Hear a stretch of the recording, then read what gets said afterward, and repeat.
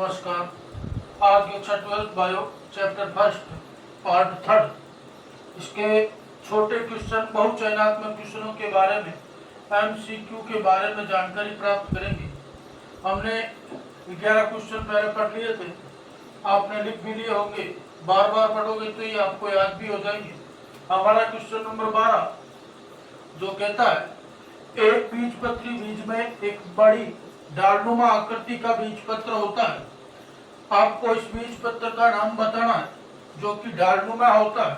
डालनुमा होने का मतलब ये होता है कि सामान्य रूप से बीज की संरचना को इस प्रकार से मेंशन करते हैं। यहाँ पर इसकी दो अलग स्ट्रक्चर की संरचनाएं होती है। ये कह रहा है डालनुमा संरचना, इसके बारे में पूछ रहा है। तो ये तो आपको पता ही होगा कि एल्यूरोन परत, प्रांकुर चोल, ये तो दोनों इसके परतों के भाग हो सकते हैं। आइलम इसका मिड पॉइंट में एक गड्ढा होता है, छिद्र होता है, तो जो सांस रहता है उसको हम कहते हैं स्कूटेलम। हमारा उत्तर सही हो जाता है स्कूटेलम। अगला क्वेश्चन, क्वेश्चन नंबर 13। बार बार इन क्वेश्चनों को देखो, पढ़ो तो याद होने वाला है। बहुगुणता यानी एक से अधिक गुण किसमें पाया जाता है या पाई जाती है? तो आपको पता है केला, केले का तो भ्रूण होने का सवाल ही पैदा नहीं हो रहा है। क्यों? क्योंकि इसमें जनन का एक जनन हो रहा है। टमाटर, टमाटर में भी ये घटना कभी कभार पाई जाती है, होती तो है लेकिन इतनी सटीक नहीं आ रही है। आलू, आलू में भी नहीं पाई जाती। इसका ऑप्शन डी सिट्रस, सिट्रस में बहुगुणता पाई जाती है। क्वेश्चन नंबर 14, वायु परागित पुष्पों के परागकणों की क्या विशेषता है? तो ये आप जानते हो कि परागकणों की क्या विशेषता है। परागकण चमकीले होते हैं, हल्के होते हैं, और इनमें जो लिखा हुआ है कि क्या परागकण आकार में छोटे होते हैं, बिल्कुल होते हैं। वजन हल्का होता है, सतह शुष्क होती है, चमकीले भी होते हैं। इसका मतलब इसका ऑप्शन नंबर 4 सही होगा, डी ऑप्शन सभी। क्वेश्चन नंबर 15 क्या कह रहा है? स्थायी बीजांड काय उत्तक कहलाता है। यहाँ पर ये उत्तक नाम दे दिया इसने, टिश्यू। बीजांड काय मध्य भाग होता है बीजांड काय। ये कह रहा है कि क्या कहलाता है और किसमें पाया जाता है तथा उसका एग्जाम्पल कौन सा है। इसमें जो चारों ऑप्शन है उनमें चारों ऑप्शनों में सही सही स्थितियां यही बताई गई है। परिभ्रूणकोश, काली मिर्च, क्या इसमें बीजांड काय उत्तक होता है? भ्रूणपोष, नारियल, क्या इसमें बीजांड काय उत्तक होता है? फिर परिभ्रूणपोष नारियल, क्या इसमें भी बीजांड काय होता है? और भ्रूणपोष काली मिर्च। इसका मतलब है चारों ऑप्शन एक जैसे हैं, लेकिन यहाँ पर ये कह रहा है कि बीजांड काय उत्तक है तो इसको सीधी स्थितियों में हम परिभ्रूणपोष कहते हैं। और यहाँ पर जो सटीक एग्जाम्पल आ रहा है वो होता है काली मिर्च। हमारा ऑप्शन नंबर ए सही हो जाता है। इसको सीधा पढ़ो और याद रखो बीजांड काय उत्तक क्या कहलाता है? परिभ्रूण। एग्जाम्पल कौन सा है सटीक? काली मिर्च। द्विनिषेचन की खोज करने वाला वैज्ञानिक कौन था? तो ये चारों ही वैज्ञानिक आपके जाने माने वैज्ञानिक है। इनमें देखो नावास्टिन, स्ट्रासबर्गर, मंडल और डार्विन। डार्विन का योगदान आप पढ़ चुके हो, 12th में पढ़ोगे। डार्विन के फिंच के रूप में इसने प्राकृतिक वर्ण का सिद्धांत दिया था। ग्रेगर जॉन मेंडल, इनको कौन नहीं जानता, जीव विज्ञान या विज्ञान में इनकी महान उपाधि है। अनुवांशिकी क्षेत्र में इन्होंने कार्य किया था। उद्यान मटर पायसम सेटाइवम पर। स्ट्रासबर्गर, इनका थोड़ा बहुत योगदान गुणसूत्रों पर था। हमारा उत्तर सही होगा नावास्टिन। नावास्टिन ने बताया सबसे पहले द्विनिषेचन के बारे में। द्विनिषेचन का मतलब होता है कि पादपों में एक तो होता भ्रूणकोश, एक होता भ्रूणपोष। कोश और पोष दोनों के बनने की ये जो स्थिति है उसको वैसे हम त्रियन के रूप में प्रदर्शित करते हैं। इसमें हमारा उत्तर हो जाता है असही, नावास्टिन। ये हो गया नावास्टिन। तो आज हमने कुल मिला के 5 क्वेश्चन किए हैं और 5 क्वेश्चनों में इसके जो भी ऑप्शन आ रहा है वो मैंने आगे लिखे हैं और इसमें मार्क के रूप में भी प्रदर्शित किया। तो इनको जरूर सीधा याद करें, बोर्ड में इसका फायदा मिलेगा। और कंपटीशन में भी इसमें कोई क्वेश्चन आ सकता है। अब हम क्वेश्चन नंबर 17 जो कि रिक्त स्थानों की पूर्ति करो, ये भी आता है और ये 1/2 नंबर में आता है। तो चलो इनके बारे में जानकारी प्राप्त करते हैं कि रिक्त स्थानों की पूर्ति करो, अर्थात जहाँ जहाँ रिक्त स्थान है ब्रैकेट्स है वहां पर हमें इनके सही उत्तर देना है। तो चलिए क्वेश्चन नंबर फर्स्ट आ रहा है, लघु बीजाणुधानी की एंडोथीसियम परत की कोशिका की भित्ति पर खाली जगह नामक पदार्थ का जमाव होता है। तो यहाँ पर खाली जगह आपको भरनी है। तो यहाँ पर जो खाली जगह है उसमें अल्फा सेलुलोज आ जाता है। अल्फा सेलुलोज नामक पदार्थ का जमाव सबसे ज्यादा लघु बीजाणुधानी की एंडोथीसियम परत पर पाया जाता है। उसके बाद का हमारा क्वेश्चन है, एक कच्चे नारियल में उपस्थित पानी खाली जगह भ्रूणपोष में आसपास स्थित सफेद गुद्दा खाली जगह होता है। तो ये तो सीधा ही है, कोई अलग से नहीं है। इसमें तो आ जाता है केंद्रीय और इसमें आ जाता है कोशिकीय। देख लो वापिस क्वेश्चन को, एक कच्चे नारियल में उपस्थित पानी केंद्रीय भ्रूणपोष में आसपास स्थित सफेद गुद्दा कोशिकीय भ्रूणपोष कहलाता है। आजकल प्रचलन बहुत ज्यादा है नारियल का। जब नारियल पकता नहीं है तो भी बाजार में आ जाता है और उसके ऊपर के भाग को डैमेज करते हैं, बाह्य भित्ति को। तो हम देखते हैं कि उसके अंदर एक तो सफेद परत होती है जो कि खाने के काम आती है और उसके अंदर जो पानी होता है। अब यदि आपको पूछे कि ये पानी हम पीते हैं वो इसके किस भाग का पार्ट है, तो आप कहोगे ये केंद्रीय भ्रूणपोष का पार्ट है। और इसका जो गुद्दा खाया जाता है यानी कि सफेद रंग का जो कवच है, परत है, तो उसको कहते हैं कोशिकीय भ्रूणपोष।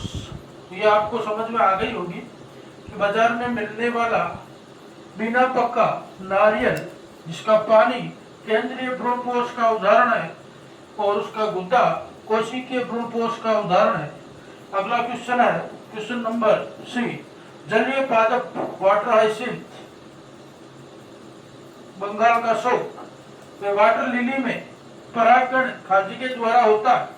तो इसमें परागकण दो स्थितियां हैं, एक तो कीट के द्वारा भी होता है और एक वायु के द्वारा भी होता है। तो याद रखिए वाटर हाइसिंथ कीट व वायु, वाटर लिली, इन दोनों की स्थितियां पूछिए तो कीट व वायु द्वारा परागण होता है। खाली जगह फसल की उन्नतशील और प्रगतिशील कार्यक्रम की प्रमुख विधि है। तो यहाँ तो सीधा आता है कृत्रिम आर्टिफिशियल संकरीकरण, संकरण, हाइब्रिड। तो आजकल इनकी बहुत ज्यादा प्रचलन की स्टेप है। बाजार में मिलने वाले सभी बीज इसी विधि से तैयार किए जा रहे हैं, हाइब्रिड विधि से। तो यह उन्नति और प्रगतिशील की विधि है कृत्रिम संकरीकरण। हमारा अगला ई क्वेश्चन है, युग्मनज से परिपक्व भ्रूण के विकासशील की क्रिया भ्रूण उद्भव, भ्रूण का उद्भव, भ्रूणोद्भव। तो ये भ्रूण का उद्भव है, तो आप आराम से इसको देख पाओगे, सुन तो रही हो, भ्रूण का उद्भव। तो क्वेश्चन है कि युग्मनज से परिपक्व भ्रूण निषेचन क्रिया के पश्चात युग्मनज बनता है जो कि एक 2n संरचना है और 2n संरचना के तहत सबसे पहले क्या बनता है, जाइगोट बनता है। जाइगोट में कुछ अवस्थाएं होती है जैसे कि मोरुला, ब्लास्टुला और गेस्टुला। उसके बाद में बनता है भ्रूण, एम्ब्रियो, और एम्ब्रियो के निर्माण की जो ये क्रिया है उसको कहते हैं भ्रूण उद्भव, भ्रूणोद्भव। तो ये रिक्त स्थान आपको समझ में आ गए होंगे। अब हम क्वेश्चन नंबर 18 रिक्त स्थानों की पूर्ति करो। क्वेश्चन नंबर 17 भी रिक्त स्थानों की पूर्ति था और 18 भी रिक्त स्थानों की पूर्ति है। उसमें बोर्ड में आपको ये जो रिक्त स्थान दिए जाते हैं वो एक लाइन के आधार पर दिए जाते हैं। जैसे कि 18वें क्वेश्चन का पहला क्वेश्चन है, परागकण की बाह्य भित्ति पर खाली जगह परत पाई जाती है। यह आप सभी को पता है, इसका नाम होता है पोलेनिन, स्पोरोपोलेनिन।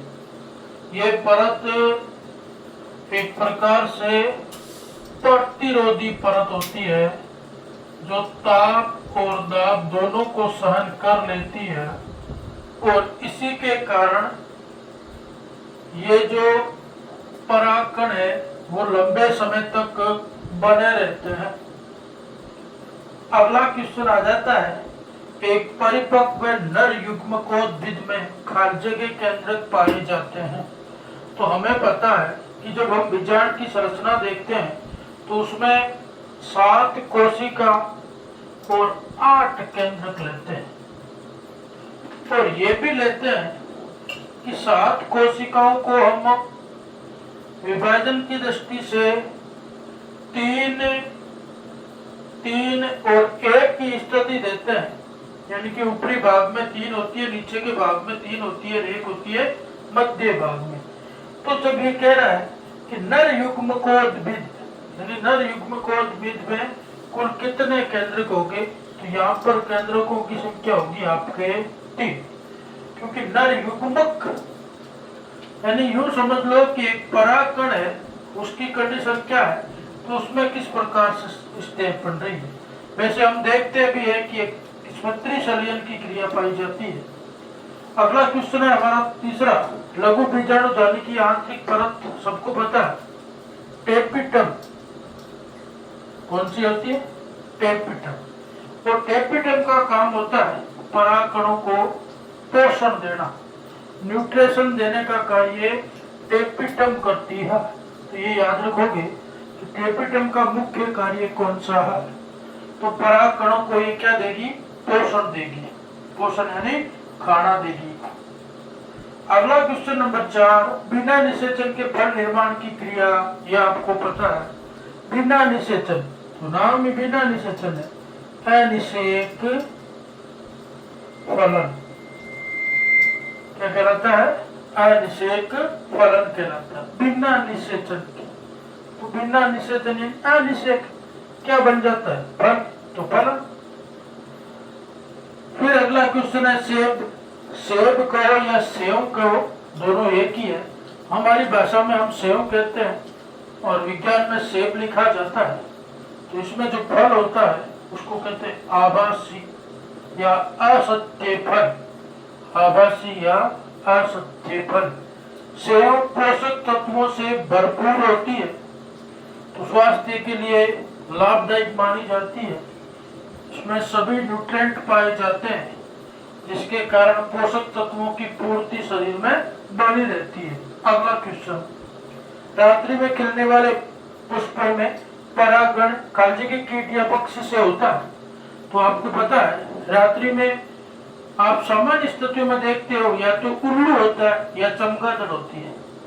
तो चमगादड़ या उल्लू, तो यहाँ पर हमारा चमगादड़ का ऑप्शन सही होता है, यानी कि रात्रि में खिलने वाले पुष्पों में परागण चमगादड़ या कीट से होता है।